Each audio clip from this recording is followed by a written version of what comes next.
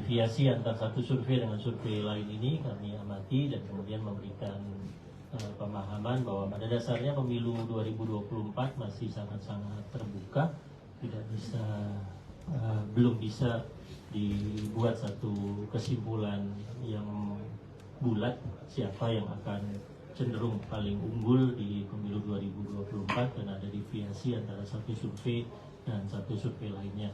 Kesimpulan lain yang kami ambil ketika melihat hasil-hasil survei ini ya, tampaknya pasangan 02 yang menargetkan pemilu satu putaran juga masih jauh dari target tersebut. Kami melihat ada dinamika yang sangat tinggi yang terjadi di 1 bulan terakhir ini, dan lagi-lagi karena ada perbedaan yang cukup signifikan antara satu survei dengan survei lain. Saya tambahin ya Mas ya, terkait dengan pertanyaan tadi. Jadi case-nya adalah tentang kenapa kok selama ini yang disebut adalah hanya ngomongin tentang demokrasi, HAM, isu-isu yang tadi dipersepsikan elitis.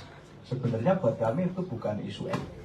Bagi kami, isu masalah demokrasi, jaganya demokrasi di Indonesia ini adalah isu yang paling mendasar.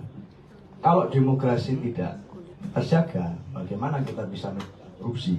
Ini sering kita bicarakan sama teman-teman.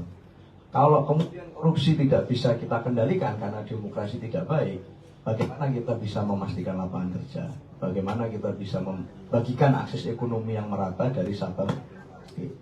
Maka demokrasi ini jadi isu esensial yang ini harus kemudian kita komitmen untuk pertahankan dan kita perkuat dalam pembangunan ke depan dalam pemerintahan Ganjar Mahfud. Kita percaya bahwa itu menjadi isu esensial. Jadi hari ini kalau terkait dengan survei angkanya kita baca, sebenarnya kesimpulannya satu Mas, belum ada yang satu putaran.